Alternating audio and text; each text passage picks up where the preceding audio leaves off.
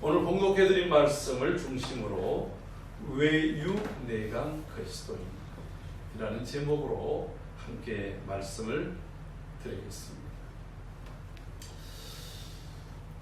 코로나가 4차 대유행이 되어지면서 정부는 2주간 동안 아주 강력한 단계인 4단계 사회적 거리두기를 이 수도권에서 실시했습니다. 그래서 예배도 비대면으로 전부 전환해요. 그리고 또 낮에는 식당이라든가 갈 수 있는 곳이 4명, 저녁에는 2명 이하로 줄여라. 이렇게 한 그 시간이 이제 내일이면 2주가 돼요.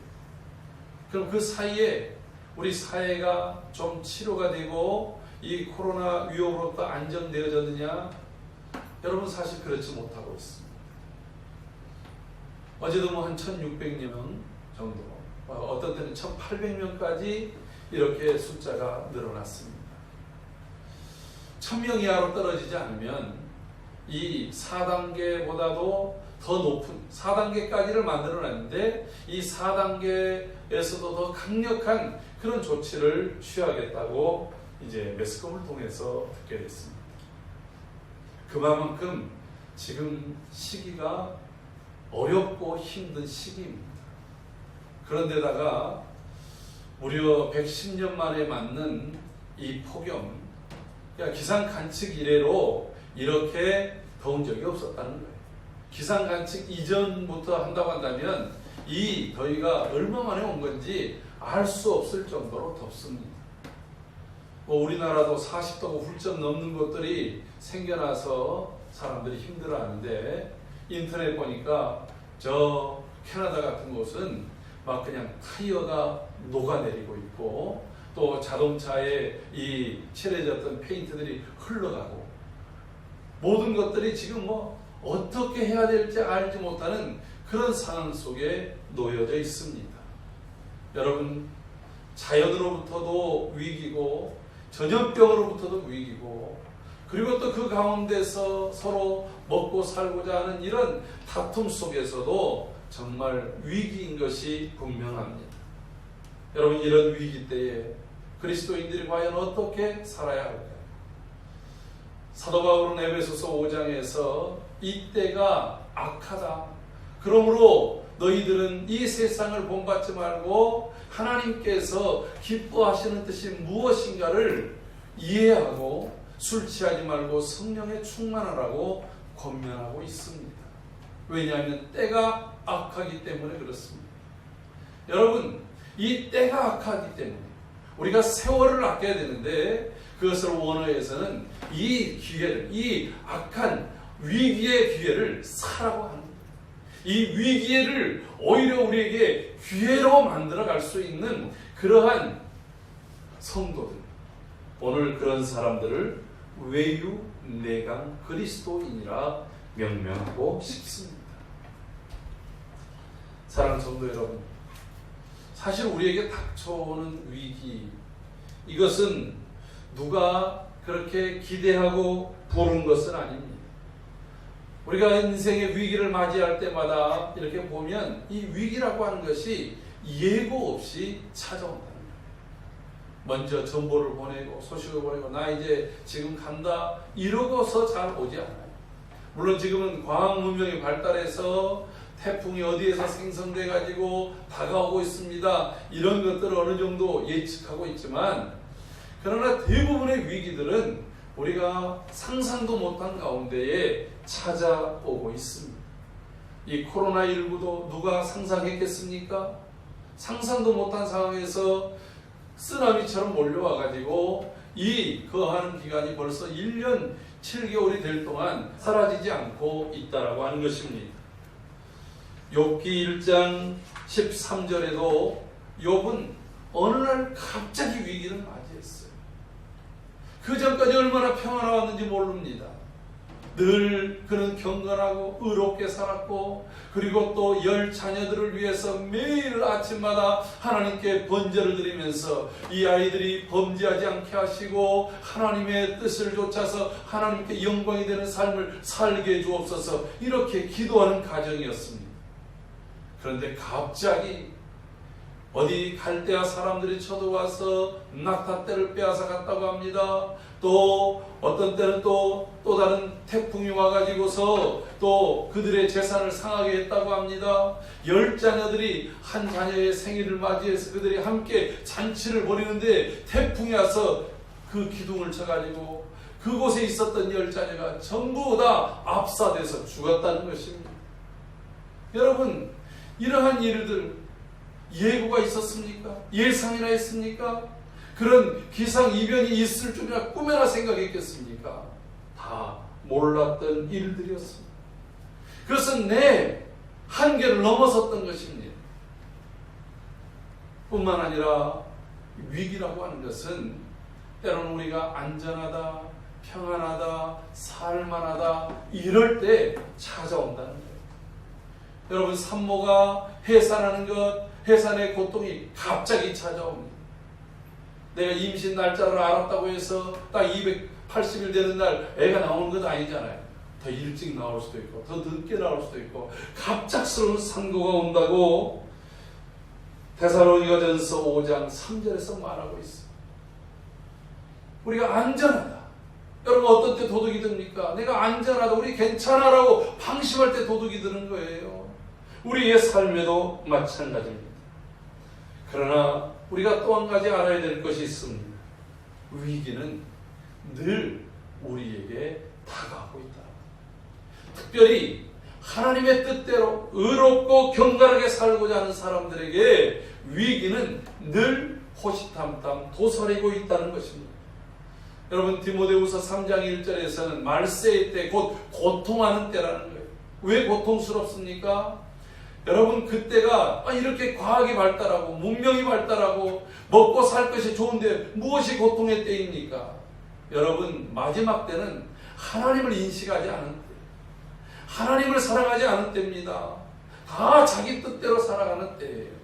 특별히 디모데후서 3장 12절에서는 그래서 무릇 경건하게 살고자 하는 자에게는 핍박이 있을 것이다 라고 말합니다.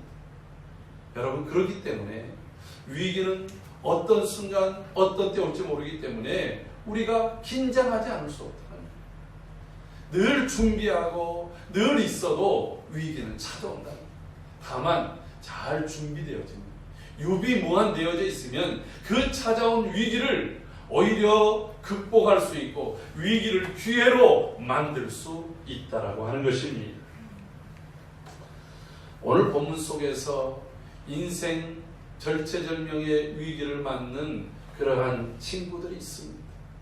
오늘 본문에 나와 있는 세 사람, 사드락, 메삭, 아벳느고.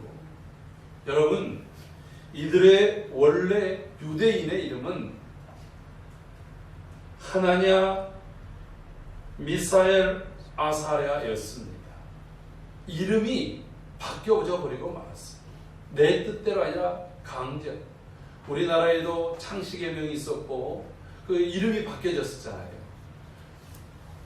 일제강점기 때 그래서 아야꼬, 마사꼬 이렇게 이름이 각각이 바뀌어가지고 내 이름, 내 부모로부터 물려받은 이 땅에서 고유한 이름을 쓰지 못하고 일본이 정해주는 일본식으로 이름을 바꿔서 불러야 했을 때가 있었습니다.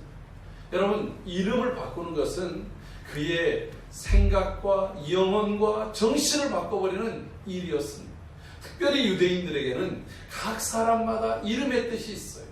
그리고 그 이름의 뜻은 그 부모의 신앙이고 그들에게 물려주는 자녀에 대한 가장 확실한 교육입니다. 여러분, 자녀 교육의 가장 중요한 것은요, 반복 교육, 거의 쇠뇌하다시피. 근데 그 가장 쇠뇌될 수 있는 게 뭐예요? 이름에 있는 거예요. 그래서 여러분, 자녀들에게 이름을 줄 때는, 그리고 내 이름을 전에도 한번 말씀드렸듯이 이름의 의미를 믿음 안에서 다시 재해석하라고 얘기했어요. 그래서 그 이름을 부를 때에 내 신앙과 내 삶의 가치와 내 삶의 목표가 일치되어지는 그런 삶을 살아가는 것 대단히 중요하다는 것입니다. 여러분, 하나냐라고 하는 이름의 뜻은 이런 뜻이라고 합니다. 하나님은 자비로우신 분이십니다. 자비로우신 하나님이 늘 나에게 자비를 베푸십니다. 내 삶의 환경과 상황은 어떠하든지 간에 하나님은 나에게 자비로우신 하나님이십니다. 얼마나 이름이 좋아요. 그런데 이 이름을 사드락이라고 이름을 지어버렸습니다. 여러분, 사드락의 이름의 뜻은 이 바벨론의 귀신의 명령을 받고 산다, 귀신의 지배를 받고 산다라고 하는 뜻입니다. 여러분, 이게 얼마나 달라져 버립니까? 하나님의 자비를 받고 살 것입니까? 아니면 악한 영에 붙들려서 살 것입니까? 미사엘이라는 이름의 뜻은 누가 여호와와 같은가? 하나님 같은 분이 어디 계시냐? 하나님같이 전능하시고 하나님같이 선하시고 하나님처럼 공의로우시고 능력이 많으신 분이 어디 있느냐? 우리 하나님이 최고다라고 하는 뜻이에요. 미사엘. 얼마나 이름이 좋습니까? 그런데 그의 이름을 메삭이라고 졌습니다. 메삭이라고 하는 것은 이 갈대 우르의 그 신 중에서 밤의 신, 달신의 이름입니다. 수르라고 하는 이 달신과 같은 자 누구냐? 여러분, 밤에는 모든 식물들이 자라납니다. 밤에 알곡을 드러냅니다. 그래서 사람들, 특별히 이 근동 지역에 살고 있었던 사람에게는 이 달이라고 하는 것이 대단히 중요하게 여겨졌습니다. 그러나 여러분, 어찌 하나님과 비교할 수 있겠습니까? 미사엘, 여호와 같은 분이 누구시냐? 우리 하나님이 최고이시라는 거예요. 여러분의 삶 속에 하나님을 믿는 나의 하나님이 최고의 하나님이시고 최선의 하나님이시고 나의 모든 것들의 전부이신 하나님이심을 고백하며 살기를 소원합니다. 아멘. 그리고 아사랴라는 이름의 뜻은 하나님께서 도우신다는 뜻입니다. 하나님이 나의 도움이시라는 거예요. 시편 121편에 있는 것처럼 내가 산을 향하여 눈을 들리라 나의 도움이 어디서 올꼬 라고 할 때 그 산을 향해서 볼 때마다 변함없으신 하나님이 나를 향해서 때를 따라 돕는 은혜를 베푸시고 새 힘을 주시고 능력을 주신다는 것입니다. 그런데 그를 아벤 느고라고 이름을 지었습니다. 느고라고 하는 신의 종이라는 거예요. 그게 전부 귀신에 붙들려 살거나 귀신과 같은 자 누구냐라고 그 귀신을 추앙하거나 그리고 귀신의 종이다 라고 불려지는 전부 다 박수무당을 만들어버리고 말았어요. 그럼에도 불구하고 이들은 이 위기를 어떻게 극복하며 살았을까요? 오늘 본문의 내용을 우리 잘 알고 있습니다. 어느 날 바벨론 제국의 대왕 느부갓네살이 큰 신을 하나 세웠습니다. 여러분, 그 신을 무려 60규빗이라고 하는 높이의 신을 세웠습니다. 여러분, 60규빗이면 그 높이가 1규빗이 보통 한 45cm 정도. 그러니까 약 한 22m 정도 되어지는 그러한 높이. 여러분, 22m면 한 7층 정도 높이잖아요. 보통 한 3m가 1층이라고 친다면 7층에서 8층 정도의 높이의 신상을 부다 평지에다가 딱 이렇게 세워놓고 그리고 문무백관들을 다 불렀어요. 그래서 총독, 수령, 행정관, 모사, 재무관, 재판관, 법률사, 각 지방의 모든 관원들이 이 자리에 다 몰려 있었어요. 그때 느부갓네살이 큰 명령을 합니다. 여러분, 이들은 바벨론 제국을 이렇게 붙들고 있는 그런 중추적인 인물들입니다. 느부갓네살의 녹을 먹고 사는 사람들이에요. 근데 이들은 또한 각 나라, 느부갓네살에 의해서 짓밟혔던 여러 나라들에서 가장 똑똑하고 가장 그래도 지혜롭고 총명한 그런 인재들을 불러서 여기다가 종합장을 만든 거예요. 그리고 각 지방의 수령으로 세웠어요. 여러분, 그 얘기는 무슨 얘기겠어요? 그 각 지방의 수령들은 호시탐탐 이 바벨론 제국이 약해지면 언제든지 그들이 군사를 일으켜서 바벨론을 대항해서 독립을 하려고 하지 않겠습니까? 그러니까 다 동상이몽의 생각을 가지고 있다라고 이 느부갓네살은 염려하는 거예요. 우리 느부갓네살이 그 2장에서 꿈꿀 때에도 그가 고민하는 게 뭐겠어요? 세계 천하를 자기가 통일해서 가장 강력한 나라를 이루었는데 이 나라의 기반이 자기로 인해서 하나 되지 못해요. 왜 그래요? 각 민족이 다르기 때문에. 여러분, 또 민족이 다를 이 사람들을 하나로 묶을 수 있는 방법이 뭐냐? 신앙을 하나로 만드는 거예요. 그래서 자신이 세운 이 22m나 되는 거대한 신상, 금으로 만든 신상 앞에 모든 만조백관들이 절을 하라는 거예요. 자기하고 같은 신앙 고백을 하라는 것입니다. 우리나라의 신사참배를 하라고 하는 것과 똑같은 일이에요. 그렇게 하지 않으면 옆에다가 엄청난 풀무불을 피워놓습니다. 그리고 그 풀무불에다가 던져놓겠다. 그들의 지위, 신분 이런 것뿐만 아니라 자신의 목숨까지도 이 풀무불에 던져놓겠다는 그러한 명령이 떨어졌습니다. 분위기는 나팔을 붑니다. 생황을 연주합니다. 온갖 사명금, 양금, 수금, 피리 각종의 악기들이 거기에서 울려댑니다. 여러분, 그 소리가 즐거움의 소리겠습니까? 그 소리가 은혜로운 소리겠습니까? 어떤 이들에게는 그 소리는 죽음의 소리요, 두려움의 소리였습니다. 지금 결심해야 됩니다. 지금 분명하게 선택해야 됩니다. 뭘 선택해야 됩니까? 나의 신앙이냐, 나의 신념이냐, 아니면 나의 죽음이냐, 이것입니다. 자신의 주의를 선택할 것인가, 아니면 신앙을 선택할 것인가.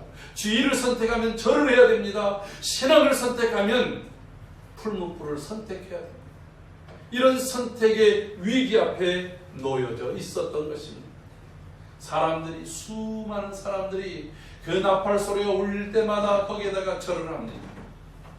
처음에 서 있던 사람들도 또 절을 합니다. 계속해서 절을 합니다. 그런데 그때 누군가가 왕에게 찾아와서 이렇게 참수합니다.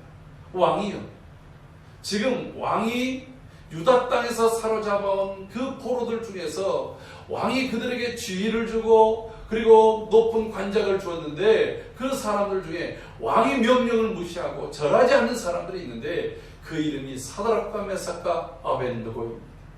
여러분, 바벨론 제국이 어마어마하게 큰 제국이었습니까? 여러분, 그 지방도가 얼마나 컸겠습니까? 우리가 이 바벨론 제국 끝난 다음에 메대 제국 다리오 왕 시대를 보면 그때 당시에 120도, 127도까지 이렇게 나라가 확장된 걸 볼 수 있어요. 여러분, 미국 같은 데는 한 개의 주가 우리나라보다 훨씬 큰 주들이 많지 않습니까? 그러니까 작은 주도 있을 것이고 큰 주도 있을 것인데 무려 그것이 127개, 100여 개가 넘는다라고 하는 거예요. 그러면 그 가운데서 수많은 그 신하들이, 그런 방백들이 그 가운데 있는데 모든 관심이 사드락과 메삭과 아벳느고에 쏠려 있다는 거예요. 여러분, 이 고수, 여러분 평소에 사드락과 메삭과 아벳느고가 그렇게 승승장구했던 것에 대해서 불만을 여기고 질투를 여겼던 사람들이 그들을 고소했을 것입니다. 여러분, 이제 우리가 좀 안정적이었어요. 사실 유다에서 잡혀오는 것 얼마나 큰 위기였습니까? 어떤 학자들은 그들이 잡혀와서 다니엘과 이 세 친구들이 환관이 됐을 것이다. 거세를 당하고 부모로부터 떨어져 있고 그러면서 똑똑하고 용모가 밝고 그리고 지혜로워서 그들이 뽑혀가지고 강제로 공부를 시키면서 그곳에서 바벨론의 언어와 문학과 정치 모든 것들을 배워가는 거예요. 그리고서 그런 모든 어려움들 속에서 이제 좀 안정적으로 지방 방백이 돼서 좀 생활하려고 할 때 이 위기가 다가온 거예요. 그들이 절하지 않았습니다. 여러분, 이들에게는 우상이라고 하는 치를 떨었어요. 유다가 왜 망했습니까? 우상 숭배 때문에 망했습니다. 여러분, 그래서 다니엘과 세 친구들이 그 바벨론 궁정에 와서 제일 먼저 마음의 뜻을 정했던 것이 무엇입니까? 왕으로부터 주어지는 포도주와 고기를 먹지 아니하리라. 여러분, 그 이유가 무엇입니까? 그때 당시에 왕에게 주어졌던 이 포도주와 고기는 먼저 신에게 바쳐진 다음에 제사로 드려진 다음에 그것을 갖다 먹는 거예요. 그러니까 왕이 주는 이 고기와 포도주를 먹는다는 것은 우리가 우상에게 바쳐진 것, 곧 우상을 섬기는 것과 거의 차등이 없다라고 그들은 생각했던 거예요. 우상 숭배 때문에 망했는데 이곳에까지 와서 우상을 우리가 섬기는 음식을 먹어야 되다는 거예요. 그래서 그들은 마음에 결심을 했습니다. 우리가 이것을 먹자. 근데 왕이 준 것을 먹지 않는 것도 불축이잖아요. 그래서 그들이 열흘간 테스트를 하지 않습니까? 우리가 채식만 먹어도 고기와 포도주를 먹는 다른 소년들에 비해서 얼굴이 파리해지거나 살이 빠지거나 아니면 뭔가 잘 먹지 못해서 초췌해져 있다고 한다면 당신의 뜻대로 하십시오. 그럼 우리가 그들보다 별 차이가 없거나 더 좋다고 한다면 우리에게 고기와 포도주를 먹지 않게 해주십시오.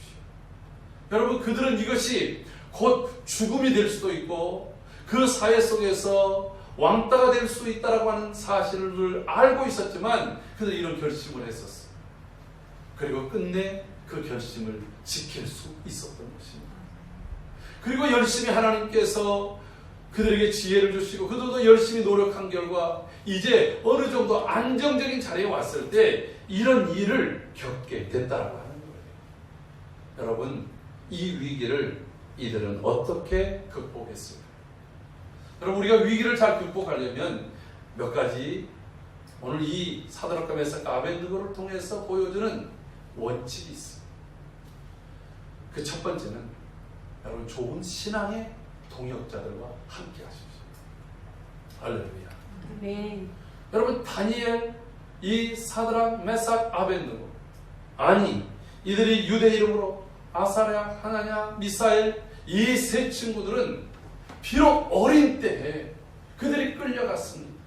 비록 어린 나이지만 왜 우리나라가 망했는지를 알았습니다. 그래도 이 바벨론 왕국 수많은 나라들에서 이들처럼 끌려온 그러한 소년들이 있는 그곳에서 이들 네 사람은 똘똘 뭉쳤습니다. 무엇으로 뭉쳤습니까? 혈연, 지연, 학연으로 뭉친 게 아니라 믿음으로 똘똘 뭉쳤다라고 하는 것입니다. 할렐루야. 아멘. 그들이 믿음으로 그런 아까 음식에 대한 위기가 왔을 때 그들은 자신들의 신앙을 선명하게 보였다는 거예요. 그들이 뜻을 정했다는 거예요. 이것으로 우리가 때로는 불이익을 당하고 때로는 이것 때문에 우리가 다른 어려움을 겪는다 할지라도 우리는 이 뜻을 바꾸지 않겠다. 어떤 뜻? 믿음을 지키겠다는 뜻이에요. 그래서 그들은 왕의 환관장에게 자신들을 테스트해 달라고 부탁을 해요. 여러분, 한 사람의 용기가 안 날 수 있어요. 그렇지 않습니까? 두 사람도 때로는 겁이 날 수 있습니다. 그런데 이 네 사람이 마음을 딱 같이 하니까 그와 같이 용기를 내서 이야기할 수 있는 거예요. 여러분, 심리학에서도 네 사람이 마음 맞는 네 사람만 있으면 그 공동체는 무너지지 않는다는 거예요. 아무리 주변이 흔들려도 네 사람만 딱 마음이 같이 모여지면 그들이 끝까지 그 공동체를 세워갈 수 있다고 말합니다. 사랑하는 성도 여러분, 우리의 가정에 네 사람이 있어요. 아니면 세 사람이든지 가정에서 우리가 나와 믿음을 같이 하고 비전을 같이 하고 함께 하나님의 뜻을 세울 수 있는 그런 좋은 믿음의 친구들이 여러분들 주변에는 넘쳐나기를 주의 이름으로 축복합니다. 아멘. 오늘 그런 면에서는 오늘 부모 형제를 떠나서 우리 모든 성도들이 믿음 안에서 한 형제요, 한 자매요, 같은 동역자요, 같이 믿음의 비전을 바라보고 뜻을 함께하는 거룩한 성도들이 되어지기를 주의 이름으로 축복합니다. 아멘. 이들은 또한 이 친구들이 마음을 같이 했습니다. 그래서 같은 말, 같은 뜻, 같은 마음을 가지고 같이 기도합니다. 여러분, 우리가 좋은 동역자라는 것이 무엇입니까? 함께 같은 비전을 놓고 같이 그것에 대해서 고민하고 같은 그러한 어려움을 함께 나누어지고 내가 어려울 때는 내가 돕고 네가 어려울 때는 내가 돕고 하는 이러한 관계가 있을 때 여기에 강력한 힘이 생기는 거예요. 여러분 그 다윗이 그 암몬이라고 하는 나라가 저 아람이라는 나라하고 협공을 해서 다윗의 진영을 쳐들어왔습니다. 이때 요압이 그의 아우 아비새와 더불어서 그들을 전쟁하러 나갑니다. 군세가 그들이 약했습니다. 그런데 이들이 각각 나누어서 한쪽은 암몬족을, 한쪽은 또 아람을 이렇게 이제 대항하는 거예요. 그때 이제 요압이 이때 참 멋있는 말을 했어요. 야, 우리 담대하게 나가자. 싸움은 하나님께 속한 것 아니냐. 그런데 또 싸우다 보면 네가 어려우면 내가 돕고, 내가 어려우면 네가 와서 도와라. 근데 그들은 어려움 없이 승리했어요. 왜? 그런 마음만 가지고 믿음으로 나갈 때 하나님이 그들로 하여금 승리하게 했어요. 아람이 처참하게 무너져서 그 다음에는 다시는 이 이스라엘을 침공하는데 쳐다도 생각지도 아니했다라고 성경 기록하고 있습니다. 여러분, 이렇게 마음을 같이 하고 말을 같이 하고 그리고 생각을 같이 하는 곳에는 하나님의 놀라운 역사가 나타나게 될 줄로 믿습니다. 아멘. 그런 마음으로 그들은 기도합니다. 여러분, 사실 다니엘과 이 세 친구들 그리고 또 이 바벨론에 있었던 그 박수들과 박사들 이런 모든 사람들이 모조리 다 도륙을 당할 위기가 있었지 않습니까? 느부갓네살이 꿈을 꿨는데 내가 꾼 꿈이 무엇인지를 말하고 그리고 그 꿈을 해석하라는 거예요. 여러분, 누군가가 사람의 꿈을 얘기를 하면 대충 내가 생각하고 추측을 해서 얘기 해석을 해줄 수 있지만 내가 꾼 꿈이 무엇인지를 말하는데 그걸 누가 알겠냐고요. 그러니까 많은 술객들이 이렇게 말합니다. 그것은 신들이나 알 일이지 우리가 어떻게 합니까? 그러니까 너네들이 지금까지 나를 사기쳐 먹었지 하고서 다 죽이라는 거예요. 그때 다니엘이 이렇게 말합니다. 왜 그렇게 급하냐? 우리에게 하루만 말미를 주면 우리가 알리겠다. 여러분, 이때까지 다니엘과 이 세 친구들은 아주 어리고 한 그 수많은 사람들 중에 한 부류로만 있었어요. 그런데 본인들이 이렇게 말하고 나서 모든 초점이 다니엘과 세 친구에게로 다 쏠리거든요.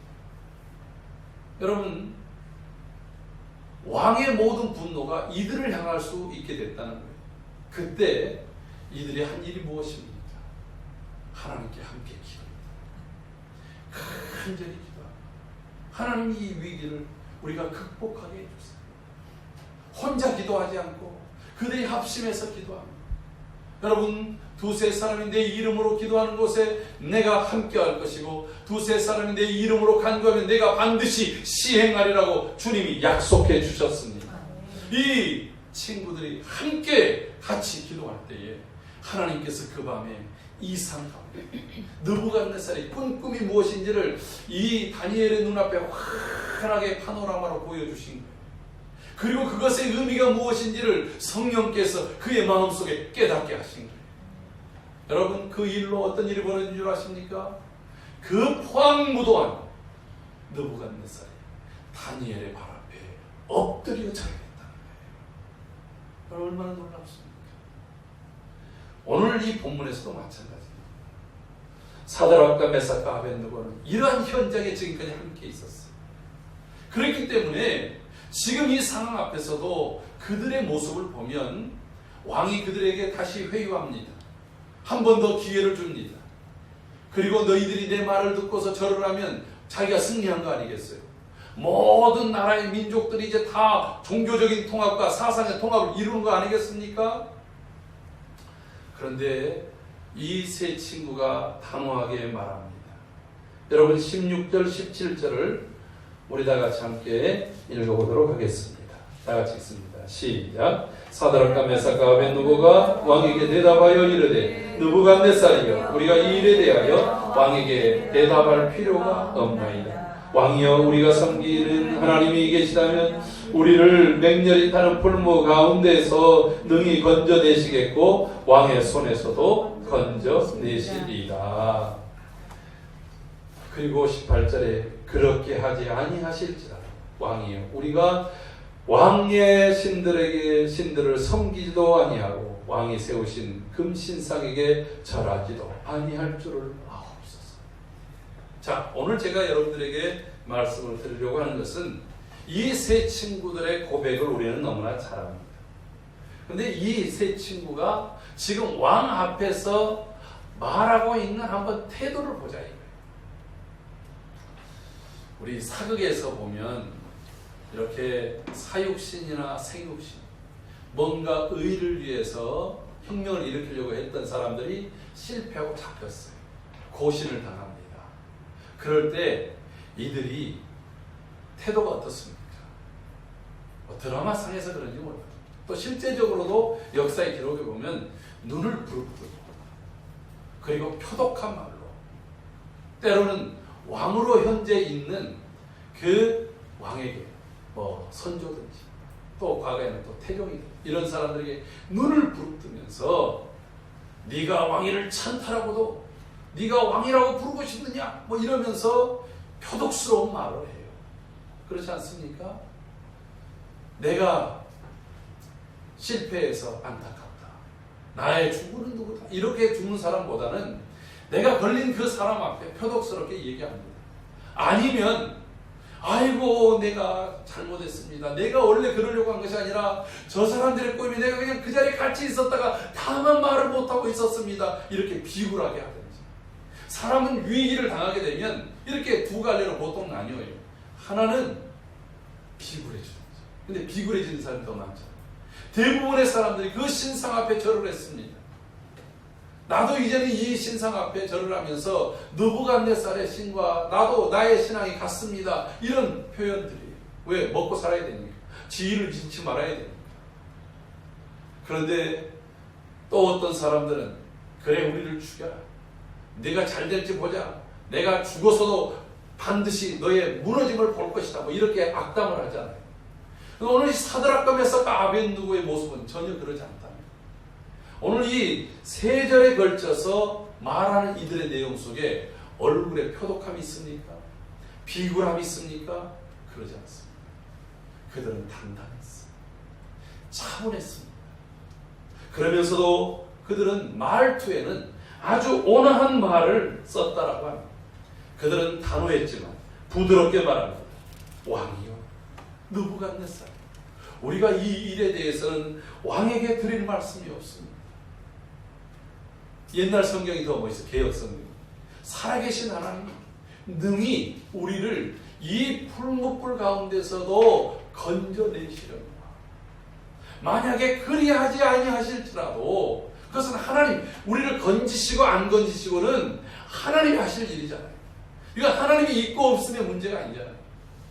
살아계신 하나님이 우리를 능히 이 풀무 가운데서도 건져내시겠지만 만약 그리하지 않는다 할지라도 우리는 우리 하나님에 대한 신앙을 버리지 않겠습니다.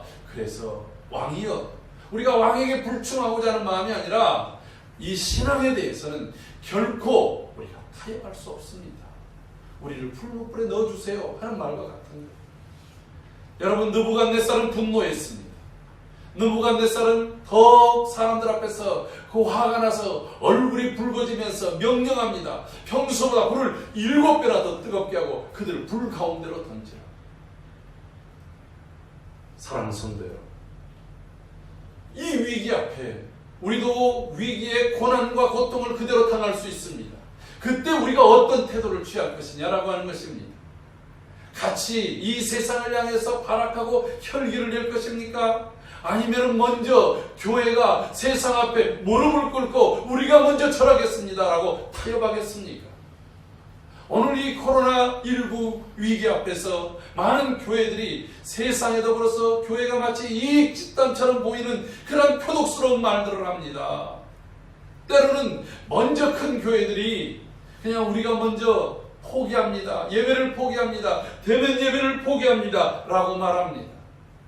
그러나 사랑하는 성도 여러분, 우리가 이 시대의 덕을 세우기 위해서 먼저 우리의 신앙이 어디에 있느냐, 어떻게 예배하느냐가 문제가 아니라 살아계신 하나님을 온전히 섬기겠노라고 하는 그 단호함과, 그러나 우리가 그것을 표현할 때는 그 부드러움이 우리 안에 있느냐라고 하는 것입니다. 지금 사드락과 메삭과 아벤느고의 그 위기를 극복하는 그 신앙은 바로 이것입니다. 그들이 같은 마음, 한 뜻이 된 형제로서 한 마음을 가지고 그들의 표현은 비록 의지는 단호했지만 그들의 표현은 부드러우다. 바로 외유내강의 강력한 신앙을 가지고 있었다라고 하는 것입니다. 오늘 이런 자세가 이 시대에 필요합니다.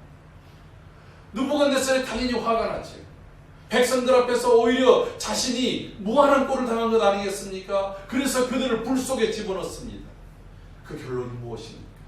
분명히 3명을 집어넣었어요. 얼마나 불이 뜨거웠던지 넣던 병사들이 다 죽었습니다. 그런데 셋을 넣었는데 그 불 가운데 비춰진 것은 4사람이 보이는 거예요. 마치 신의 아들 같은 신적인 존재가 그들을 보호하는 것처럼 보입니다. 느부갓네살이 그의 옥좌에서 벌떡 일어나서 사드락과 메삭과 아벤느고야 나오라 말합니다. 그들이 나왔을 때에 옷에 그름 냄새조차도 없었다는 거예요. 여러분, 이 포악했던 왕조차도 사드락과 메삭과 아벤느고가 섬기던 여호와 하나님을 인정하고 고백하고 찬송하는 결과로 바뀌었다라고 합니다. 오늘 이 시대에 이 코로나 위기 때 오늘 성도들이 바른 신앙의 자세와 바른 태도의 그 모습으로 오히려 세상이 함께 이와 같이 느부갓네살처럼 살아계신 하나님을 고백하고 인정하고 그리고 하나님을 찬송하는 그러한 모습으로 바뀌어지기를 소원합니다. 아멘. 성도들의 모습 때문에 하나님의 이름이 욕되어지고 예수의 이름이 사람들에게 가십거리가 되는 이러한 일에서 벗어나야 된다는 거예요. 무엇 때문에 그렇습니까? 우리의 신앙에 대해서는 단호함이, 그러나 표현에 있어서는 부드러움이 상실되어져 있기 때문에 그렇습니다. 황금찬이라는 시인이 이런 시를 지었습니다. 꽃의 말. 사람아, 입이 꽃처럼 보아라. 그래야 말도 꽃처럼 하리라. 사람아. 아주 짧은 시입니다. 사람아, 입이 꽃처럼 보아라. 그래야 말도 꽃처럼 하리라. 사람.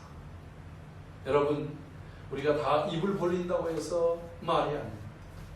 오늘 우리의 말이 경우에 합당하고 그리고 복음에 소금 치듯이 아름답게 언약과 화목을 이루고 그리고 예수의 생명을 드러낼 수 있는 그런 말로 이 위기를 극복하고 하나님의 뜻을 세상에 드러내는 지혜로운 성도들의 삶이 되기를 주의 이름으로 축복합니다. 아멘.